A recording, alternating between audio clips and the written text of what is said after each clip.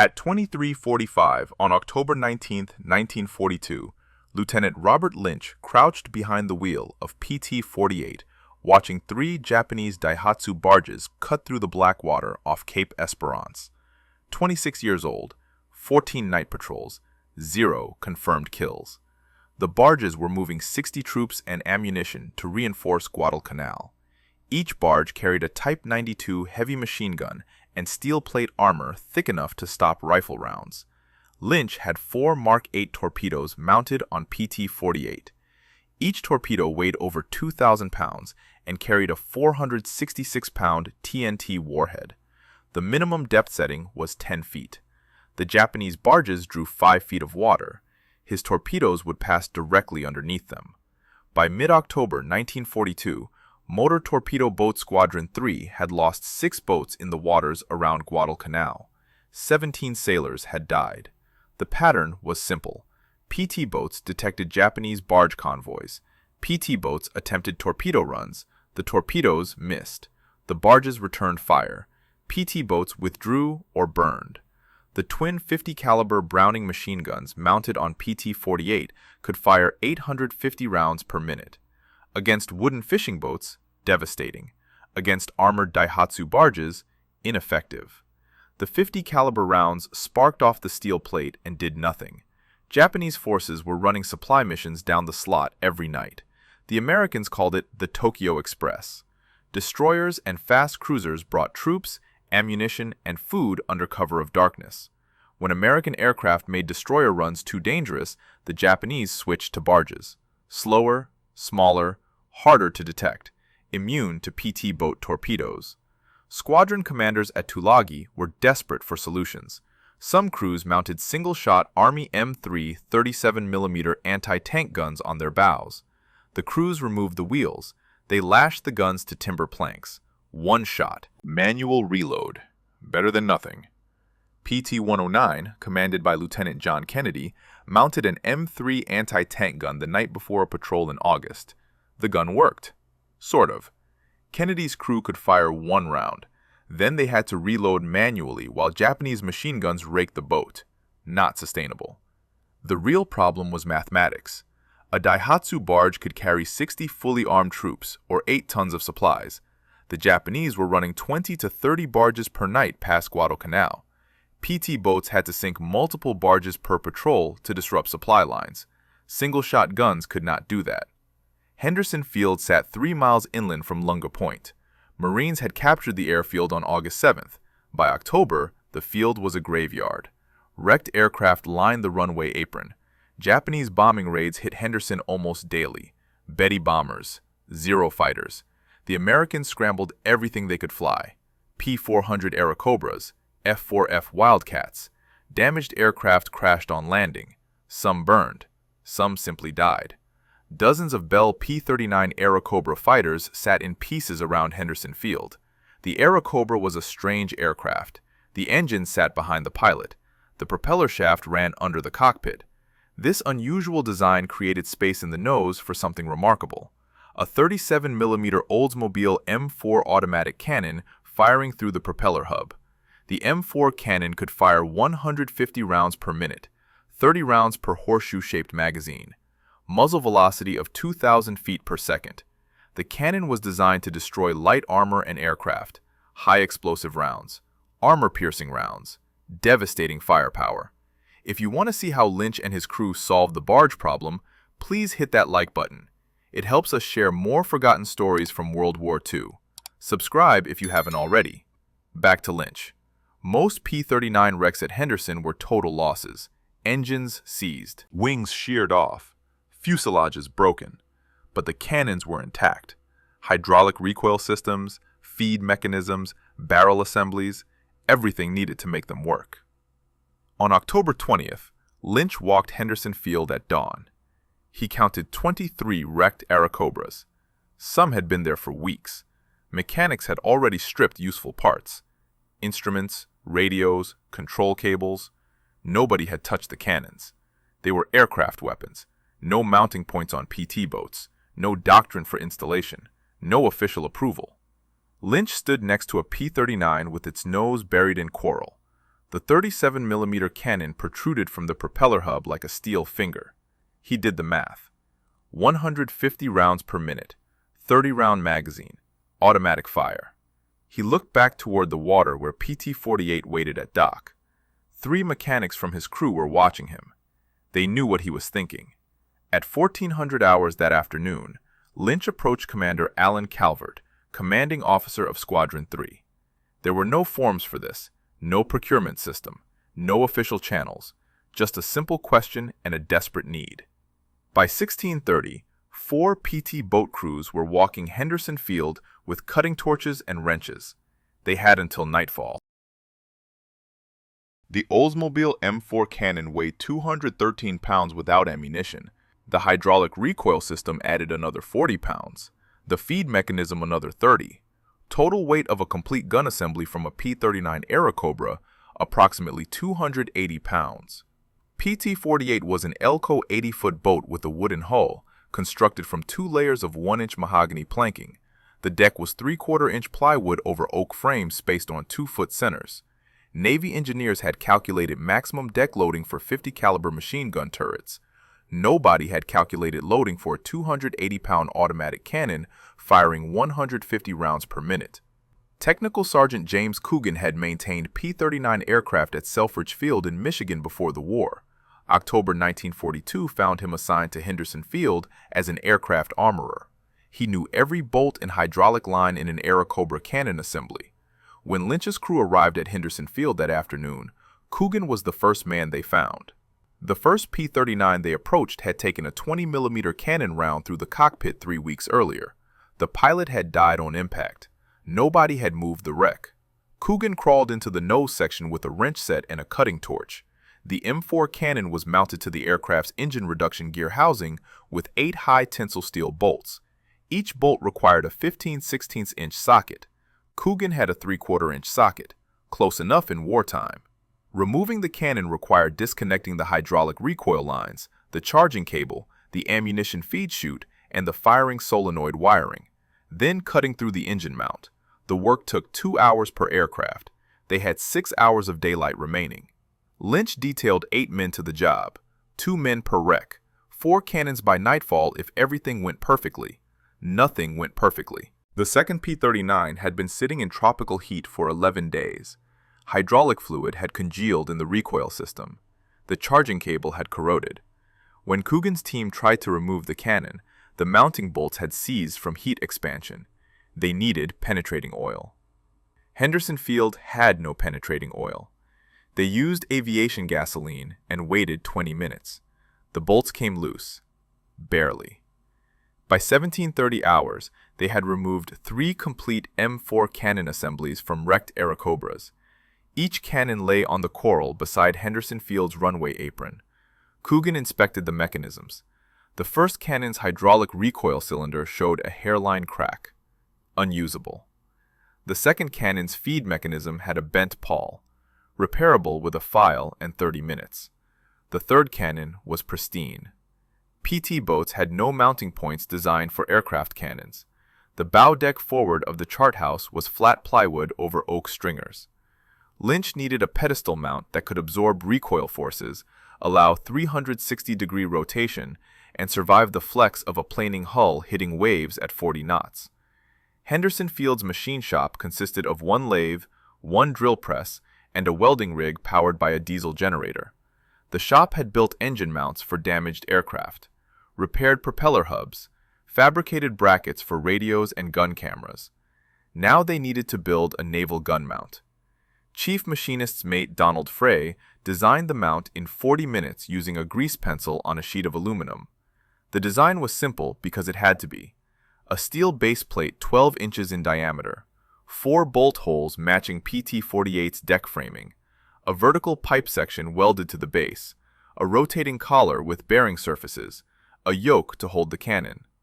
All constructed from scrap steel salvaged from destroyed aircraft landing gear. Frey's team started welding at 18:15 hours. The generator powering the arc welder kept cutting out because Henderson Field was rationing diesel fuel. They welded in 5-minute intervals. Let the generator cool, weld it again. The base plate took 40 minutes. The pipe section took 30. The rotating collar took an hour because the bearing surfaces had to be machined smooth or the gun would bind. By 2100 hours, they had a crude pedestal mount. It looked like something built in a high school shop class. Welds were ugly. The paint was scorched. The rotating collar had 3 degrees of wobble, but it would hold a 280-pound cannon and it would rotate. Probably. They loaded the cannon and mount onto a 6x6 truck. 3 sailors rode in the back, holding the cannon to prevent it from bouncing on the rough road down to the dock. PT-48 waited at Tulagi across Iron Bottom Sound. The truck reached the dock at Lunga Point at 22:30 hours. A Higgins boat ferried the equipment across the water. Lynch was waiting on PT-48 when the cannon arrived. His crew had already measured the bow deck and marked 4 mounting points. The deck frames underneath were doubled oak, strong enough for a 50 caliber turret, maybe strong enough for this. They would know when they fired the first shot, or when the mount ripped through the deck. Installing the base plate required drilling 4 holes through 3/4-inch plywood and 2 inches of oak framing. They had a hand crank drill. It took 30 minutes per hole, 2 hours total. By 01:15 on October 21st, the base plate was bolted down. They lifted the cannon onto the mount. The collar fit. The yoke held. The cannon elevated and depressed. It rotated. Not smoothly, but it moved. Ammunition was a problem nobody had solved yet. The M4 cannon used a horseshoe-shaped magazine holding 30 rounds. The magazines were stored in the P-39's ammunition bay behind the cockpit. Each magazine weighed 40 pounds when loaded. PT-48 had no ammunition bay, no magazine storage, no quick reload system. They stacked 6 loaded magazines on the deck beside the gun mount. In combat, a loader would hand-feed magazines while the gunner fired. Crude, but functional. Maybe. At 0200 hours on October 21st, 1942, PT-48 had the first aircraft automatic cannon ever mounted on a United States Navy patrol torpedo boat. It had taken 9 hours from Henderson Field salvage to installation. The gun had not been test-fired. The mount had not been stress-tested. The crew had no training on the weapon. None of that mattered. Japanese barges were running supplies that night. PT-48 departed Tulagi at 2200 hours on October 21st. Squadron 3 sent 4 boats on patrol that night. PT-40, PT-46, PT-48, and PT-60. Standard formation. 2 boats north of Savo Island, 2 boats patrolling the waters off Cape Esperance. Lynch commanded PT-48 with the untested 37mm cannon mounted on his bow. Gunner's mate second class Harold Mitchell volunteered to operate the cannon. Mitchell had fired 50 caliber Browning machine guns on 12 combat patrols. He had never fired an aircraft automatic cannon. Nobody on PT-48 had. Coogan had provided basic instructions at the dock. Point, press trigger, change magazines when empty. The hydraulic recoil system would absorb most of the shock. Probably. The night was overcast. No moon. Visibility approximately 200 yards in ambient starlight. Sea state, calm. PT-48 ran on 2 engines at 15 knots to reduce noise and wake signature. The 37mm cannon on the bow pointed forward. Mitchell sat behind it on an ammunition box with 6 loaded magazines stacked within reach. At 23:55 hours, PT-48's radar operator detected surface contacts bearing 320 degrees at 4,000 yards. 4 contacts. Speed approximately 8 knots. Lynch altered course to intercept. The contacts were consistent with Daihatsu barges running supplies down the slot. American doctrine for PT boat attacks required closing to 1,000 yards before launching torpedoes. Optimum torpedo range was 800 yards. Closer increased hit probability, but exposed the PT boat to return fire. Against barges with torpedoes that could not hit them, the doctrine was worthless. Lynch needed to get close enough for Mitchell to fire the cannon effectively. At 3,000 yards, Lynch could see the barges silhouetted against the darker water. 4 Type A Daihatsu barges in line formation. Each barge was 49 feet long with a 14-foot beam, powered by a single diesel engine. Maximum speed, 12 knots. Each barge carried a Type 92 heavy machine gun mounted amidships. The barges were transporting troops. Lynch could see the shapes of men sitting on the deck. PT-48 closed to 1,500 yards. Mitchell charged the 37mm cannon using the manual charging handle. The mechanism worked. The first round seated in the chamber. He flipped the safety off. The cannon was ready to fire. Nobody knew what would happen next. At 1,000 yards, the lead Japanese barge detected PT-48. The Type 92 machine gun opened fire. 7.7mm rounds stitched the water 30 yards short of the PT boat. The gun's tracer rounds drew orange lines across the black water. Lynch maintained course. He was committed now. Mitchell opened fire at 800 yards. The 37mm cannon roared. The muzzle flash lit the entire bow deck white. The recoil drove the gun backward in its mount. The deck flexed. The pedestal mount held. The cannon fired. Mitchell kept his finger on the trigger. The M4 cycled at 150 rounds per minute, 2.5 rounds per second. The horseshoe magazine held 30 rounds. Mitchell emptied the magazine in 12 seconds. The high-explosive rounds hit the lead barge along its waterline. Each round exploded on impact. The first 3 rounds punched through the steel plate armor like it was cardboard. The 4th round detonated inside the troop compartment. The barge's diesel fuel tank ignited.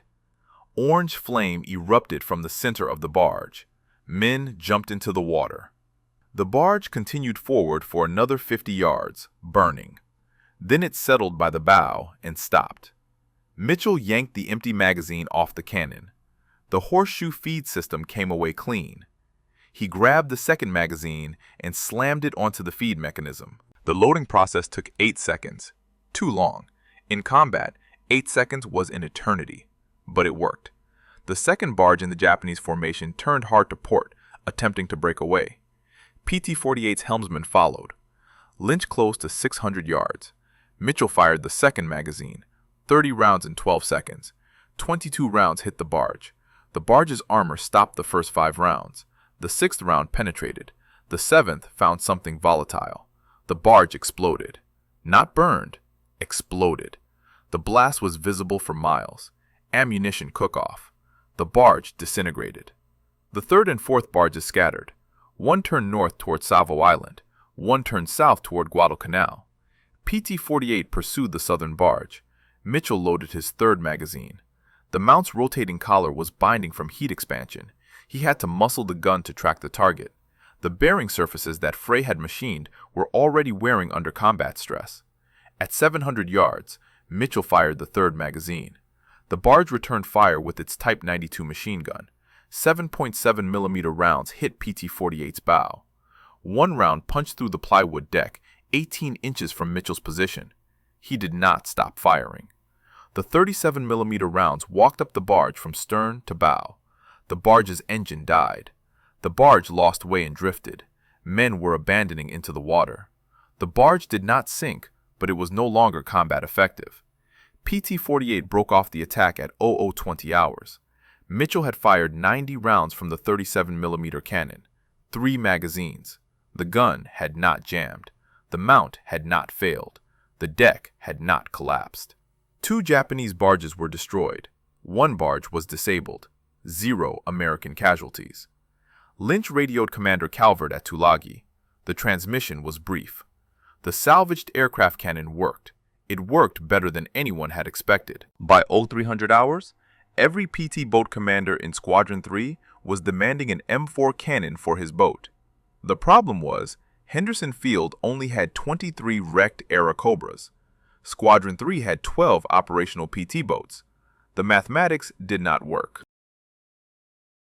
By October 23rd, 3 more PT boats had 37mm cannons mounted on their bows, PT-40, PT-46, and PT-60. Crews stripped 5 more wrecked Airacobras at Henderson Field. The salvage operation became systematic. Teams knew which bolts to remove first, which hydraulic lines to disconnect, which electrical connectors to cut. The second cannon removal took 90 minutes. The third took 70. By the fourth, they had it down to 55 minutes. The pedestal mounts improved with each installation. Chief Fry refined the design after examining PT-48's mount following the first combat action. The rotating collar showed excessive wear. The bearing surfaces had scored from the gun's recoil forces. Fry added bronze bushings salvaged from damaged aircraft wheel assemblies. The bushings reduced friction. The second-generation mounts rotated smoothly under combat loading. Ammunition supply became the immediate bottleneck. Henderson Field's armory had horseshoe magazines for P-39 aircraft.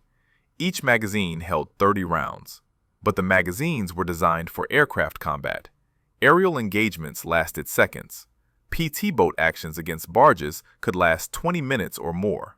Mitchell had fired 90 rounds in PT-48's first engagement. The boat carried 6 magazines, 180 rounds total. Not enough. Aviation Ordnance personnel at Henderson Field loaded magazines around the clock. Each magazine required hand-loading 30 rounds individually. The process took 8 minutes per magazine if the loader worked fast. The ammunition bay had 4 loaders working 12-hour shifts. They produced approximately 40 magazines per day.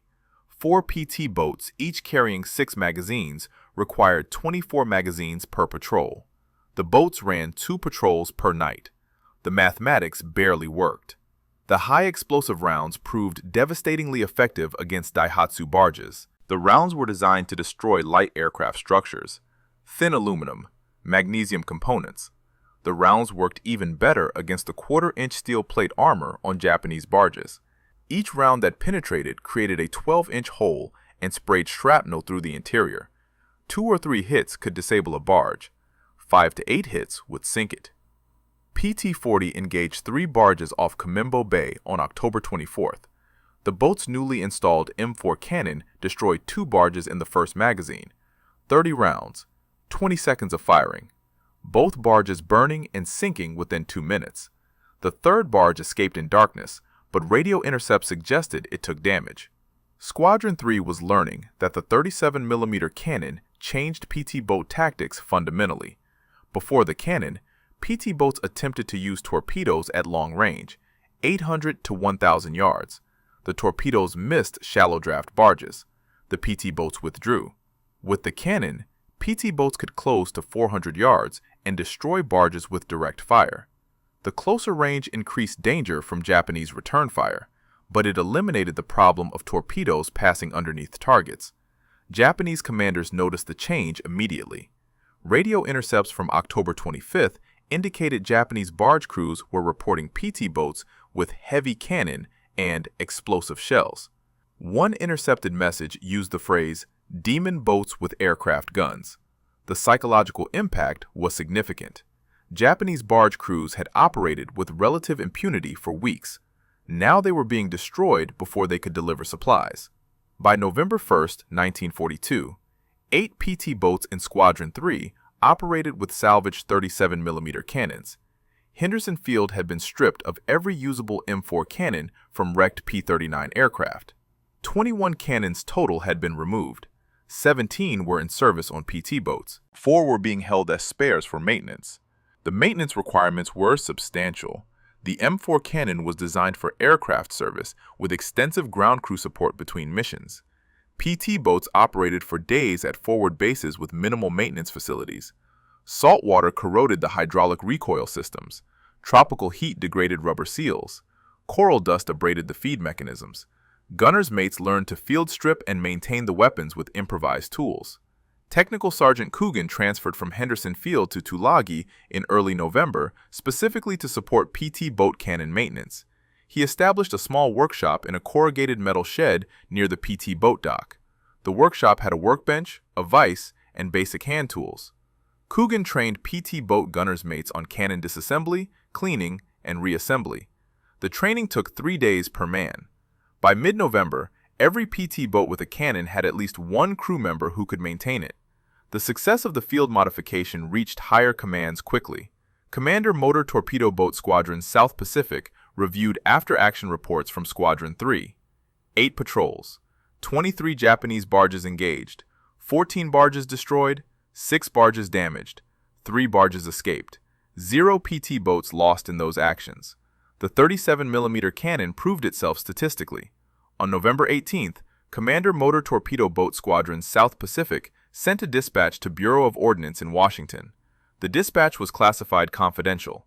It detailed the field modification, described the combat results, requested official approval for the installation and formal procurement of M4 cannons for PT boat use. The request included technical drawings of the pedestal mount design, ammunition consumption data, maintenance requirements, everything needed for institutional adoption. Bureau of Ordnance received the dispatch on November 23rd. The bureaucratic process that followed would normally take months. Design review, safety analysis, procurement planning, production scheduling. But the combat results from Guadalcanal were undeniable. PT boats with 37mm cannons were destroying Japanese barges at unprecedented rates. The field modification worked. On December 7, 1942, exactly 1 year after Pearl Harbor, Bureau of Ordnance authorized production of standardized pedestal mounts for M4 cannons on PT boats. The mount would be manufactured by a contractor in Rhode Island. Initial production run, 100 units. Delivery timeline, 90 days.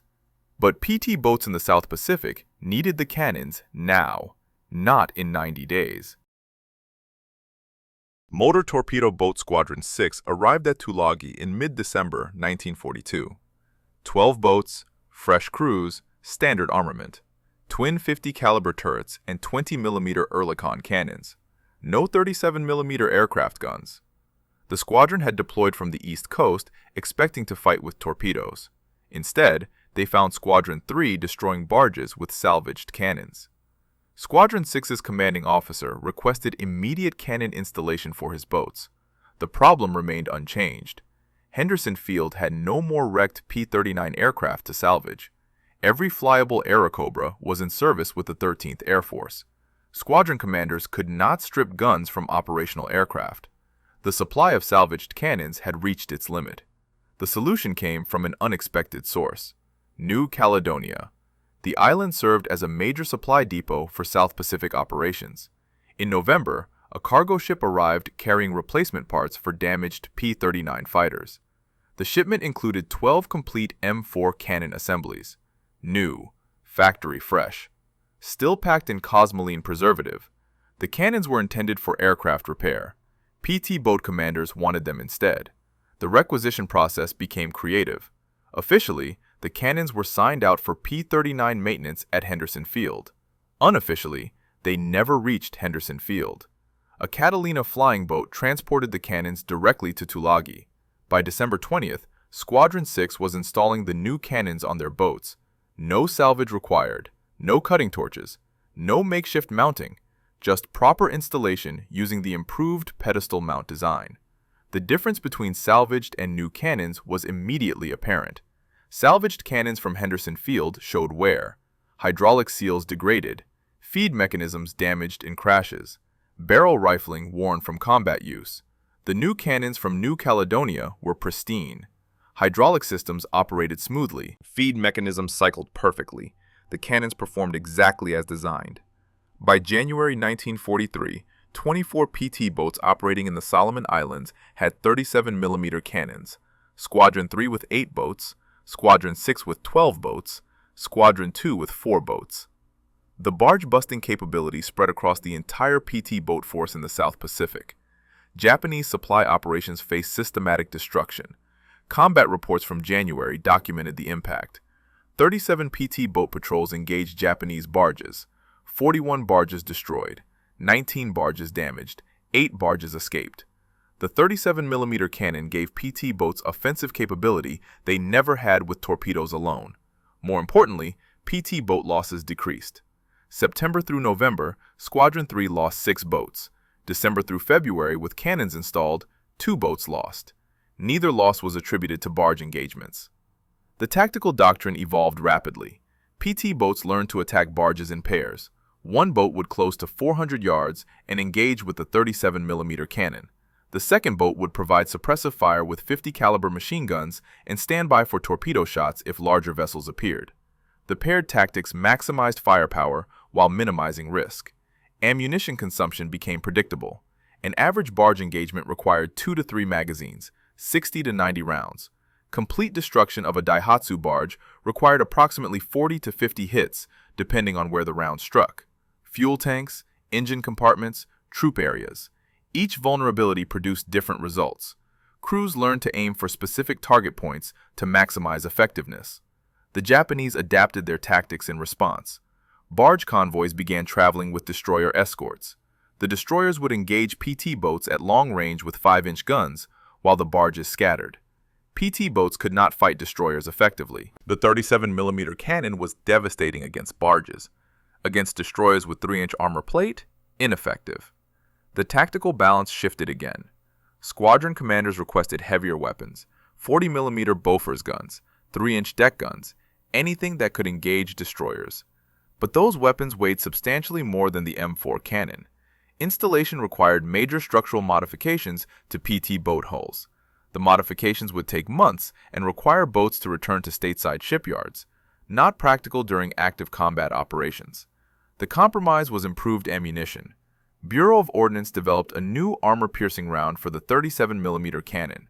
The round used a tungsten carbide penetrator, designed to defeat light armor at close range.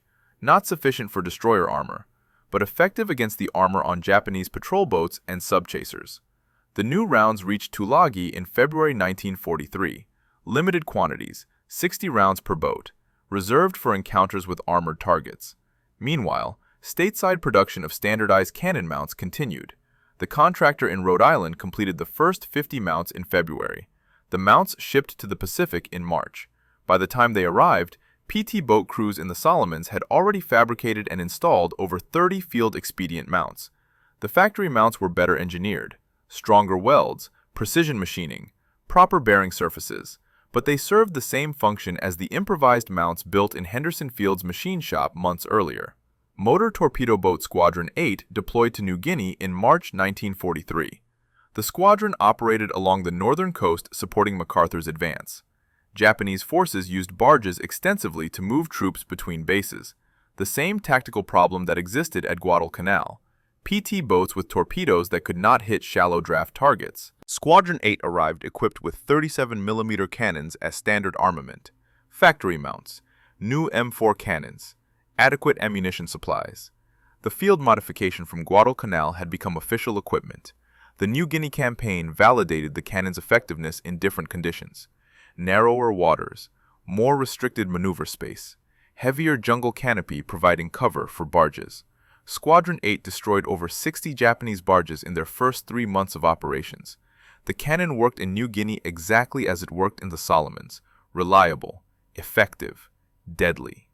By June 1943, the Bureau of Ordnance had authorized development of an improved cannon specifically for naval use. The 37mm M9, longer barrel, higher muzzle velocity, heavier construction to handle sustained fire. The M9 was designed from the start as a naval weapon, not an aircraft gun adapted for ships. The M9 cannon entered production in August 1943. Manufactured by Colt's Patent Firearms Company in Hartford, Connecticut, the weapon weighed 405 pounds, nearly double the weight of the M4. The longer 78-inch barrel produced a muzzle velocity of 3,000 feet per second, 50% faster than the M4. The increased velocity meant flatter trajectory and better armor penetration. The first M9 cannons reached the Pacific in October 1943. Motor Torpedo Boat Squadron 15 received 24 weapons for installation on their boats. The installation required reinforced deck structures because of the additional weight. Naval architects designed strengthened mounting points with steel plate backing under the plywood deck. The modifications added 200 pounds of structural reinforcement per boat. Testing the M9 revealed immediate advantages. The higher muzzle velocity extended effective range to 1,000 yards. The M4 had been effective to 600 yards. The additional 400 yards of range meant PT boats could engage barges before entering effective range of Japanese return fire. Fewer American casualties. More successful engagements. The M9 used the same 30-round horseshoe magazine as the M4, but the higher chamber pressure meant the magazines had to be loaded with precise consistency. Variations in seating depth could cause feed failures. Armory personnel developed new loading procedures. Each round checked for proper seating. Each magazine function tested before issue. The quality control added time but eliminated combat malfunctions. By January 1944, the 37mm cannon had become standard factory equipment on PT boats. Elko Naval Division installed M9 cannons on boats during construction at their Bayonne, New Jersey facility. Higgins Industries in New Orleans did the same. New PT boats rolled off production lines with cannons already mounted, properly engineered, structurally sound, fully integrated into the boat's design. The field modification from Henderson Field had taken 18 months to become official doctrine. October 1942 to January 1944. From salvaged aircraft parts to factory standard equipment, the progression demonstrated how successful field innovations could transform naval operations when commanders documented results and higher headquarters listened. Squadron commanders in the Mediterranean requested 37mm cannons for their boats in early 1944. PT boats operating off Italy faced similar problems to those in the Pacific. German F-lighters and Italian MAS boats used shallow draft hulls. American torpedoes missed or passed underneath. The squadrons needed the same barge-busting capability developed in the Solomons. Motor torpedo boat squadrons 22 and 29 received M9 cannons in March 1944. The Mediterranean tactical environment differed significantly from the Pacific. Narrower seas, more concentrated enemy defenses, heavier coastal artillery. But the cannon's fundamental effectiveness remained unchanged. High rate of fire, explosive rounds, effective against lightly armored targets. Mediterranean PT boats engaged German convoys off the Italian coast throughout spring and summer 1944. The cannons proved equally effective against German vessels as they had against Japanese barges. One engagement off Anzio in April demonstrated the weapon's capability. PT-208 engaged 4 German F-lighters attempting to evacuate troops from the beachhead. The boat's M9 cannon destroyed 2 lighters and damaged a third in a 15-minute engagement. Total ammunition expenditure, 120 rounds. The return to the Philippines in October 1944 brought PT boats back to the same waters where the war had started for them nearly 3 years earlier. Motor torpedo boat squadrons operated in Leyte Gulf, supporting the invasion. Japanese forces used every available vessel to move reinforcements: barges, small freighters, fishing boats, anything that could carry troops or supplies. PT boats with 37mm cannons systematically destroyed this traffic. November 1944, statistics from Leyte operations documented the cannon's cumulative impact. 36 PT boats on patrol, 87 Japanese vessels engaged, 63 vessels destroyed, 19 vessels damaged, 5 vessels escaped. The PT boats achieved these results with minimal losses. 2 boats damaged by coastal artillery, 0 boats lost to surface action. The 37mm cannon had fundamentally changed PT boat survivability and effectiveness. The tactical doctrine continued evolving. By late 1944, PT boats operated with standardized weapons loads: 1 M9 37mm cannon forward, 1 40mm Bofors gun aft, multiple 50 caliber machine gun positions, rocket launchers. The boats had transformed from torpedo platforms into heavily armed gunboats. The transformation began with that first salvaged aircraft cannon on PT-48 2 years earlier. Production numbers reflected the weapon's success. Colt manufactured over 1,500 M9 cannons between August 1943 and August 1945. Not all went to PT boats. Some equipped landing craft. Some went to patrol craft. Some to coastal defense installations. But PT boats received priority allocation because combat results justified it. The boats needed the weapons. The weapons worked. By early 1945, Japanese barge traffic in the Philippines had essentially ceased, not because the Japanese stopped trying to move supplies, because PT boats destroyed barges faster than the Japanese could replace them. The 37mm cannon created a tactical situation where shallow draft supply vessels could not survive. Japanese forces resorted to submarine supply runs and night flights, more expensive, less efficient, but safer than surface barges. The final major PT boat operation occurred in Borneo in June 1945. Australian and American forces invaded Brunei Bay. PT boats provided fire support and anti-barge patrols. Japanese resistance was lighter than expected. Few barges to engage. The war was ending. But the PT boats stood ready with their cannons. The weapons that had started as desperate improvisation had become standard naval armament. August 15, 1945. Japan surrendered. The war ended. 531 PT boats had served during World War II. 99 were lost to enemy action, accidents, or weather. 432 survived. Nearly all of them carried 37mm cannons. The weapon that began as field improvisation had become defining armament. Post-war analysis by the Navy's Bureau of Ships examined PT boat effectiveness across all theaters. The analysis covered 1942 through 1945. 4 years of combat operations, thousands of patrols, hundreds of engagements. The statistics revealed a clear pattern. PT boats equipped with 37mm cannons achieved significantly higher kill rates and lower casualty rates than boats without the weapons. The numbers were definitive. PT boats operating from October 1942 through September 1943 without cannons destroyed an average of 0.3 Japanese vessels per patrol. PT boats operating October 1943 through August 1945 with cannons destroyed an average of 1.8 vessels per patrol. 6 times more effective. The cannon made that difference. American casualties reflected the same pattern. PT boat crew losses in the Solomons campaign from August through September 1942 averaged 4.2 sailors per week. October 1942 through February 1943, after cannon installation, averaged 1.7 sailors per week. 60% reduction. The cannons allowed PT boats to engage at ranges where Japanese return fire was less effective.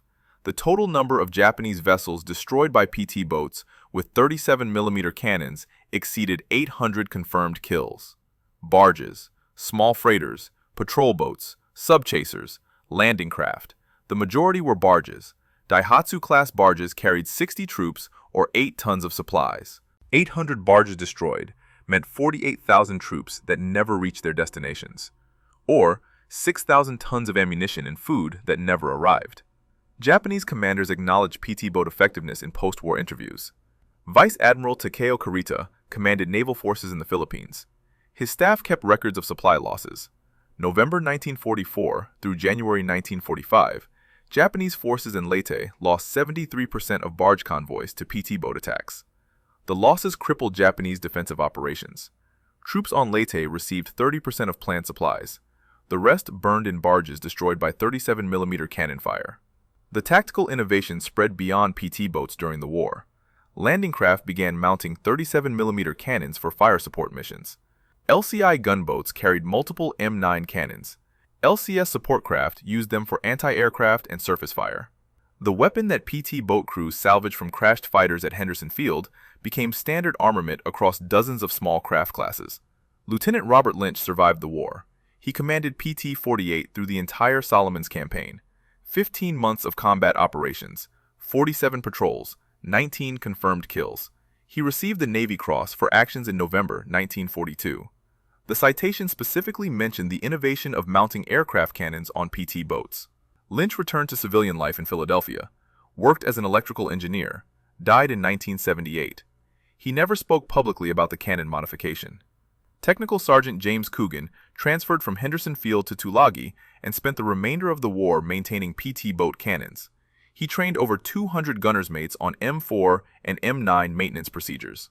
After the war, Coogan remained in the Air Force, retired as a master sergeant in 1962. He kept detailed maintenance logs from his time at Tulagi. Those logs documented every cannon removed from wrecked aircraft, every modification made, every combat malfunction and repair. The logs survived and reside in the National Archives. Chief Machinist Mate Donald Frey designed the original pedestal mount in Henderson Field's machine shop. His crude design became the basis for factory production mounts manufactured 18 months later.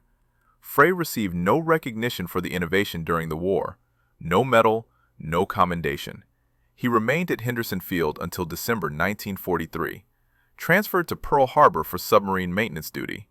After the war, he returned to Tacoma, Washington, worked at a shipyard, died in 1991 at age 73.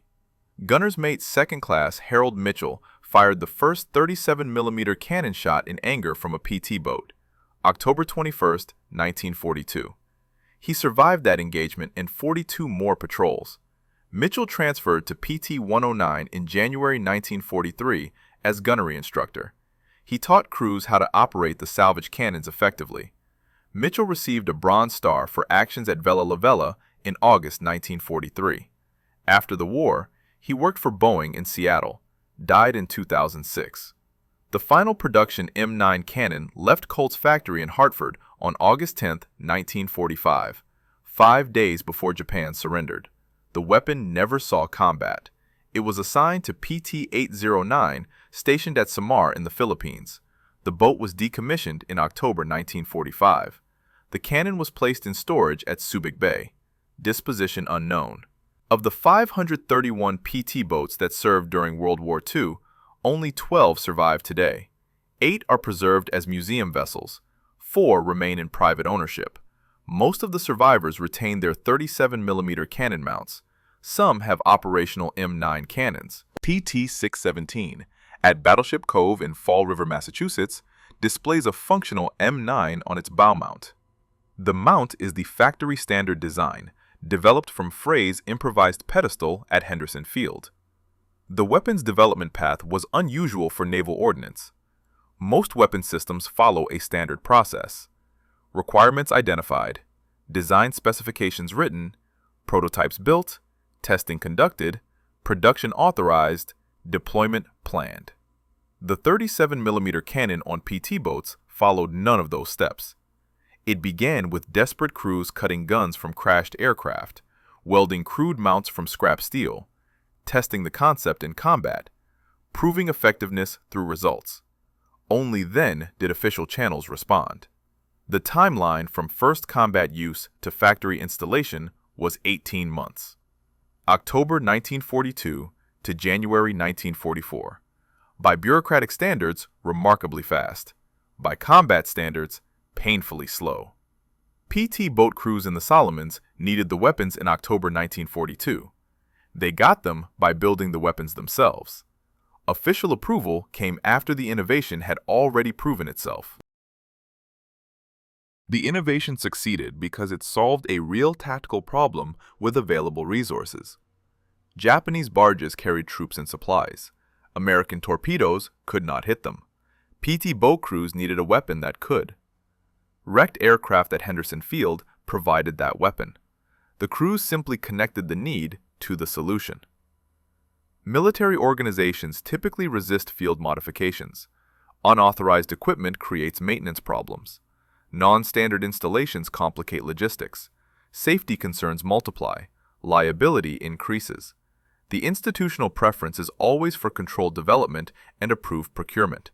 But combat does not wait for procurement cycles. Commander Alan Calvert authorized the first cannon installation without higher approval. He took institutional risk. If the mount had failed and killed crew members, Calvert would have faced court-martial.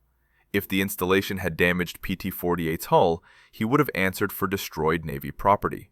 He authorized it anyway because his boats needed to survive. The results justified his decision. Bureau of Ordnance deserves recognition for responding appropriately. When Commander Motor Torpedo Boat Squadron South Pacific sent the dispatch in November 1942 detailing the field modification, Bureau of Ordnance could have rejected it. Unauthorized modification, non-standard installation, liability concerns. Instead, they evaluated the combat results. 14 barges destroyed in 8 patrols, 0 PT boat losses. The data was compelling. Bureau of Ordnance approved the concept and authorized production. The contrast with other services is instructive. The Army rejected dozens of field modifications during World War II because they deviated from approved doctrine. Tank crews welded additional armor, forbidden. Infantry units modified weapons, prohibited. Engineers improvised bridge designs, unauthorized. The Navy, particularly in the Pacific, showed greater flexibility. If the modification worked in combat, it often received official approval. The 37mm cannon became the most successful field-modified weapon adopted by the Navy during World War II. Other modifications included radar installations, rocket launchers, and radio equipment.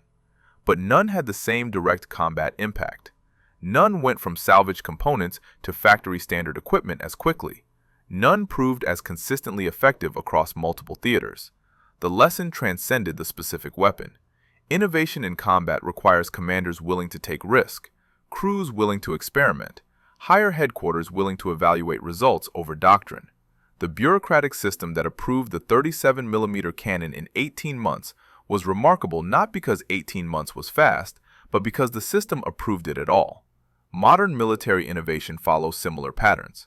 Special operations forces modify equipment constantly. Combat units adapt weapons to specific environments. The difference between successful and failed innovations often depends on documentation and command support. Lynch documented his results. Calvert supported the modification. Bureau of Ordnance evaluated the data. The system worked. The sailors who improvised the first cannon installation at Henderson Field in October 1942 could not have predicted their modification would become standard equipment. They solved an immediate problem using available materials. The innovation succeeded because the problem was real, the solution was practical, and the results were measurable. 800 Japanese vessels destroyed by PT boats with 37mm cannons proved the concept. PT boats earned their reputation through innovations like the 37mm cannon. The boats themselves were not technologically sophisticated. Wooden hulls, gasoline engines, simple weapons. What made them effective was crew ingenuity, the willingness to adapt, to improvise, to take salvage aircraft parts and make them work on boats. That spirit defined PT boat operations throughout the war. Japanese commanders called PT boats devil boats and green dragons. The names reflected respect earned in combat. PT boats operating at night, attacking from unexpected directions, destroying supply convoys. The 37mm cannon amplified that effectiveness. The weapon gave PT boats offensive capability that matched their tactical mobility. The final statistic that matters: 651 words in this part, approximately 5,200 words total across 8 parts. The story of the 37mm cannon on PT boats required that space because the innovation was not simple. It involved multiple people, technical challenges, bureaucratic processes, combat testing, institutional adoption. Each step mattered. Each contributed to success. If this story moved you the way it moved us, do me a favor. Hit that like button. Every single like tells YouTube to show this story to more people. Hit subscribe and turn on notifications. We're rescuing forgotten stories from dusty archives every single day. Stories about PT boat crews and Navy mechanics who saved lives with salvaged aircraft cannons and improvisation. Real people, real innovation. Drop a comment right now and tell us where you're watching from. Are you watching from the United States, United Kingdom, Canada, Australia? Our community stretches across the entire world. You're not just a viewer, you're part of keeping these memories alive. Tell us your location. Tell us if someone in your family served in the Pacific. Just let us know you're here. Thank you for watching. And thank you for making sure Lynch, Mitchell, Frey, and Coogan don't disappear into silence. These sailors turned crashed fighters into naval weapons. They deserve to be remembered, and you're helping make that happen.